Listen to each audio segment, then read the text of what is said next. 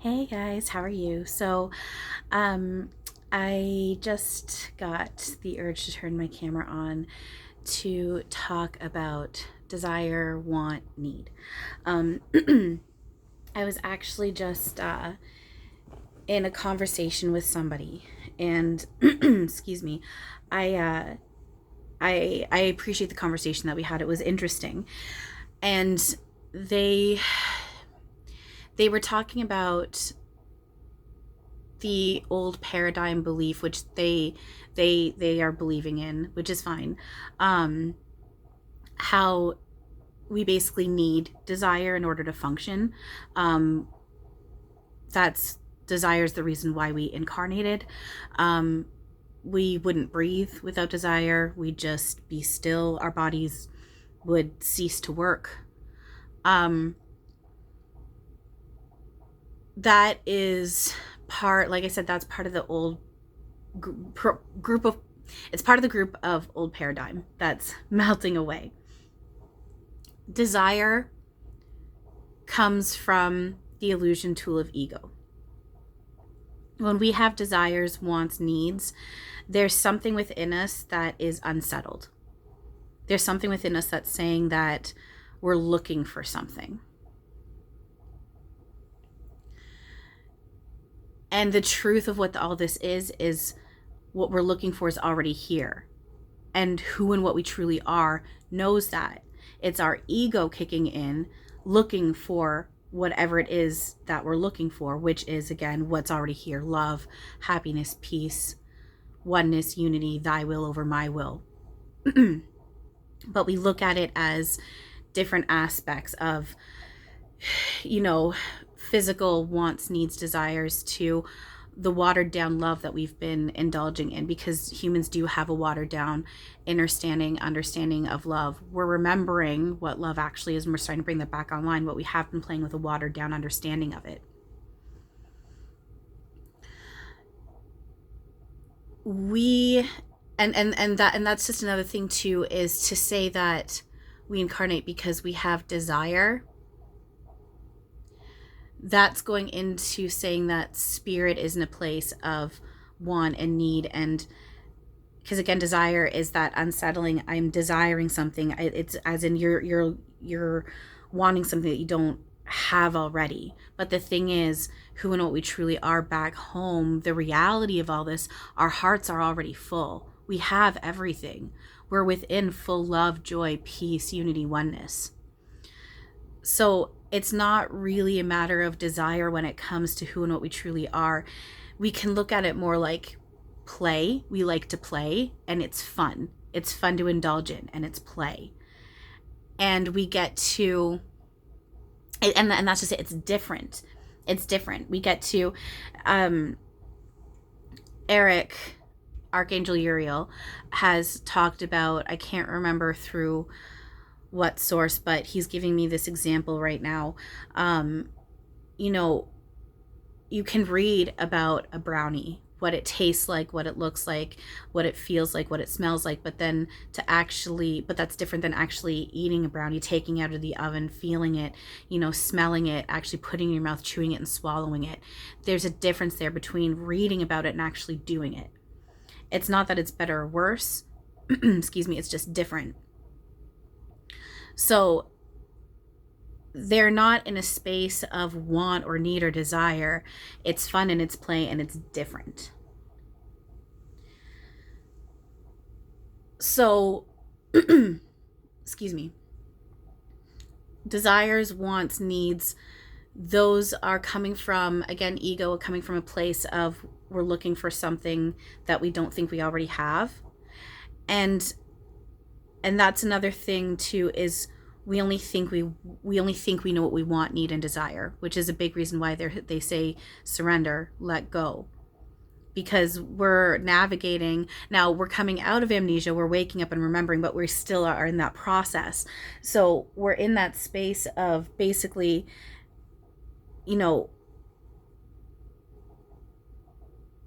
sorry, I'm asking for help with my words. I know what I want to say, but I'm having an issue like bringing it from my brain to my mouth. It's like if you if you're intoxicated in some way, you know, you don't get behind the wheel. You don't get behind the wheel and drive. You have someone else drive it for you. That's like us in this. We're not sober right now. We're waking up and remembering we're becoming sober, but we're not right now. So surrendering to our team, which is what you are a part of, who you truly are as a part of. Surrender your wants, needs, and desires to them, because they know, which you're part of, knows what you actually want, need, and desire, and what's going to benefit you in your highest good. And they're going to bring that to you as soon as you give them that opening. And oftentimes we're clinging onto this little tiny gift that we're saying, this is what I really want, need, and desire, and I really want this, and I don't want to let it go.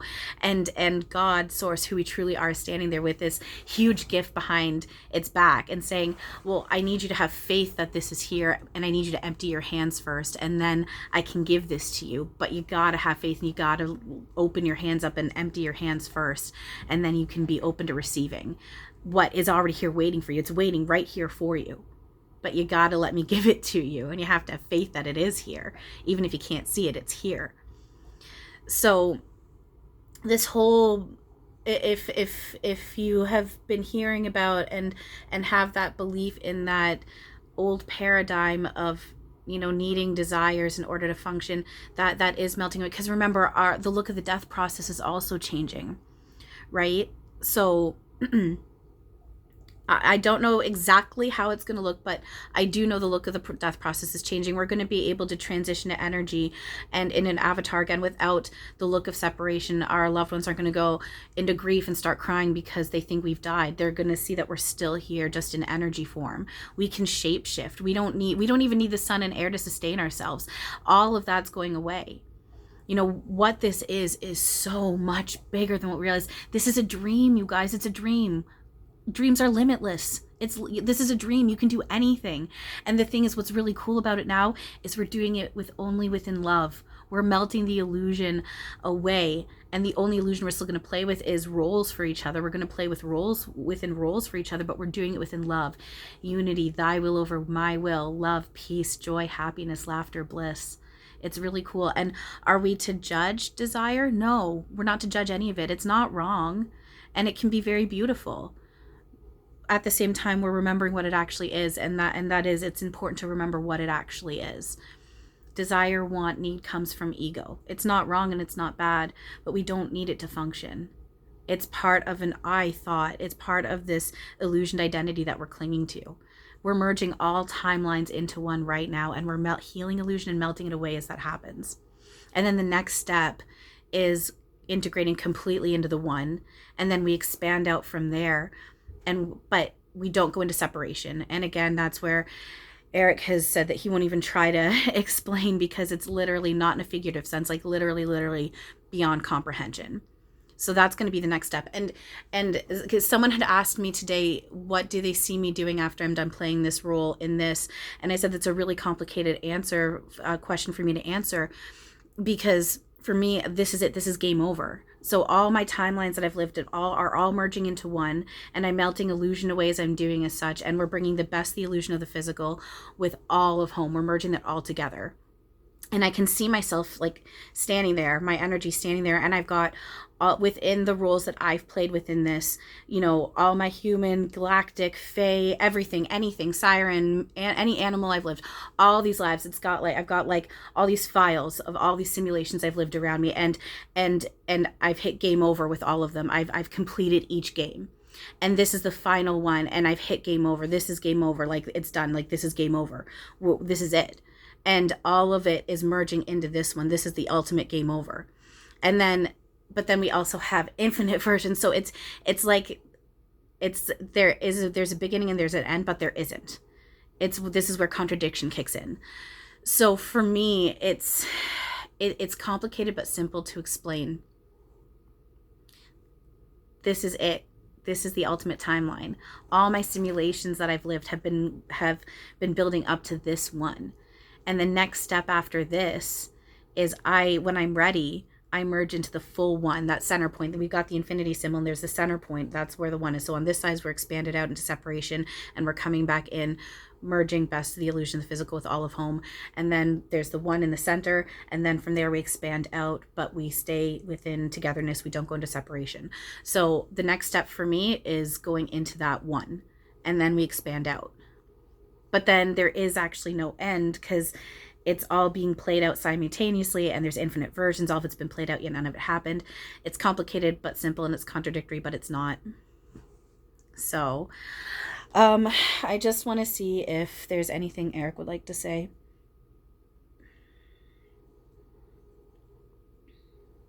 If anyone can see energy, I'm feeling something right on top of my head. I keep feeling, I keep needing to remind myself I don't like have a hat on, or there's nothing, like there's nothing actually on top of my head, because I can feel something like right on the top of my head. I'm not quite sure if it's someone touching the top of my head or if it's just energy coming through my crown chakra. It's like my crown chakra's going off. I'm kind of feeling it's more like my crown chakra's going off. I'm getting a visual of my energy, my beam of energy up through my crown chakra, coming in and out of my crown chakra. Okay, so Erik, what would you like to say? Okay, so Erik's leaning against my back. He's got his arms around me. His hands are holding onto mine. His face is on this side as usual. He's grinning and he's like kissing at you guys and the camera and stuff and being silly. He's got his hat on. Did I just say that? White t-shirt, black jeans, white socks as usual. Yeah, okay. He's sorry. He knows I'm insecure about that, because I'm like, you keep wearing this, and because I heard him, and then I heard him say I'm comfortable in it, and he knows I'm insecure, and what I'm getting just tickled me. Okay, thank you for the confirmation. Sorry.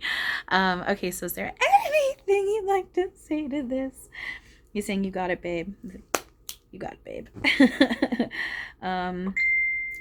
Ding, ding. Hang on. Let me just see. I just want to check and see. Ah, fuck. Where's my... Oh, it's over there. I'm like, where's my phone? Okay, sorry. Give me a second here. Okay, sorry about that. That was funny. Did you guys... I don't know if it caught it. Another ding just came in there. So, okay, so is there anything else? Anything you'd like to say to this? He's saying, remember, your wants, needs, desires aren't bad. Your ego isn't bad. He's saying it's been placed there for a reason. It's been placed there for a reason. You've played with it for a reason. He's saying it's just that you are remembering what this is. And it is important to keep on working on remembering that. He's saying it's okay to play with it. And if you indulge in it, that's okay. It is just important to remember what it is and to do the work on yourself with it. Ding.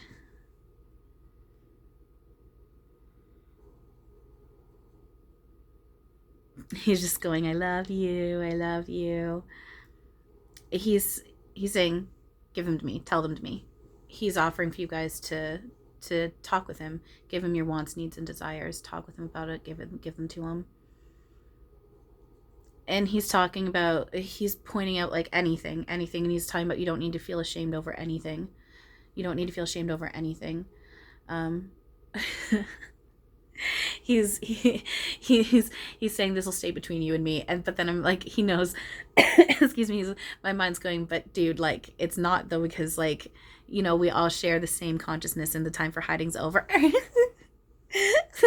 And he's laughing, and he's agreeing. He's saying that there is that element, but then he's also pointing out how, yeah, he's like drawing a curtain around, and we can play with moments of privacy. He is saying, he's pointing out at the end of it all, zooming out, we all know all. We can't hide from each other. That's impossible. But playing within this layer, there is something to be said about being able to have moments of privacy. Tickling my foot. Robin actually just kicked in. Robin's on this side. That was him tickling my foot. He's holding onto this arm with both of his. He's going, Tally girl, I love you. Oh no. And then he's looking at the camera, and he's saying, I love all of you, and he blew a kiss. He's Oh my God, sorry. He's presenting, he's showing me images of himself in oh my God. Robin, what's the name of that movie of yours? Dead Poet Society, thank you. No, not Dead Poet Society. That just, you said that for a reason. Oh, because of teacher. I have a visual of him standing on the desk in Dead Poet Society. Now I just got in my head, like got hit in my head, Goodwill Hunting. Thank you, Goodwill Hunting. I do have a visual of him standing on the desk. That is a very strong visual I have. But he's also the main visual I'm getting, like that's like a flash kind of like overlaying the main image of seeing him, what he, like his character in Goodwill Hunting. So he's coming off like quite like therapist teacher. Um, and now I'm getting a visual of him as Archangel Raphael. Like he's looking like, he's not looking like Robin Williams at all, and he is presenting with, like, for me, like the classic, like, you know, white robe and like angel wings, and like, you know, I'm hearing angels singing and stuff. So, and there's Erik kicking in. So they're very much inviting, both of them are inviting you guys to talk with them about this stuff, and just very much that feeling of, you know, just openness and non-judgment. It's just, oh, it make me cry. Just, it's so gentle and just so loving. Um, it's just, ow, my heart chakra. It just really is to feel that kind of love and support, and to know, I mean, I struggle with my embarrassment still and I work on it, but I mean, I do know, and I can feel it, the non-judgment and the unconditional love. Like Erik, I mean, like I said, I'm feeling it strong right now.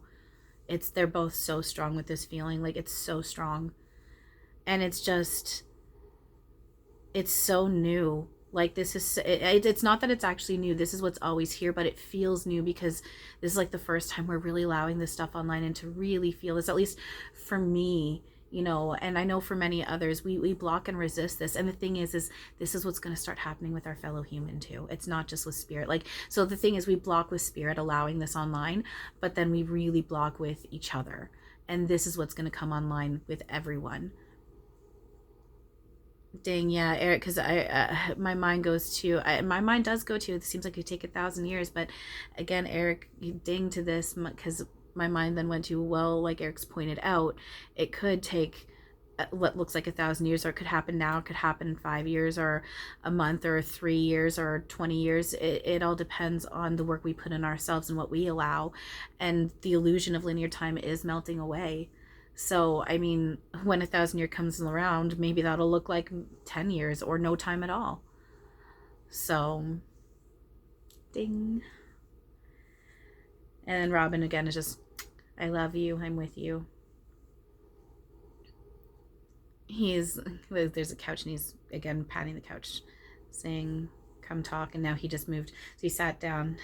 There's like someone sitting down beside him, and he gives a hug, but then he gets up and then he sits in the chair, and then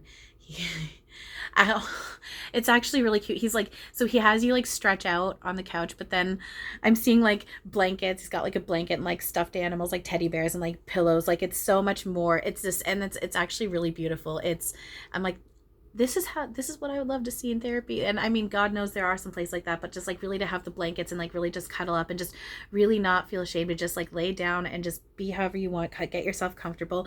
And you know, there's this whole feeling, if you fall asleep, you fall asleep. And like, and then he and I was giving me an image of giving you a back rub if you so choose. If sorry, he didn't say so choose. He did say if you so desire. He did say that. He just, if you so desire. I came out with choose. He said if you so desire, and then I clicked into what he said. That's funny. If you so desire. Funny. So yeah, there you go, you guys. So remember, it's not that it's bad or anything like that. It's just, you know, this, remembering what this is, and that it is coming from the illusion tool of ego, and we don't actually need desire in order to do any of this, because desire comes from a place of wanting something we don't already have, but we already do have it.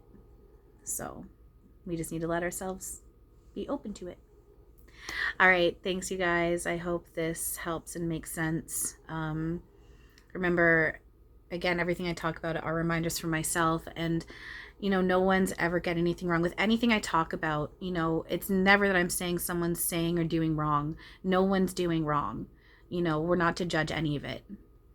So it's,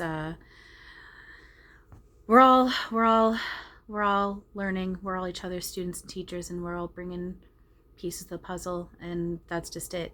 I'm you and you're me. So yeah. All right, thanks you guys. I appreciate all of you very much, and yeah, as always, have a wonderful now. Bye.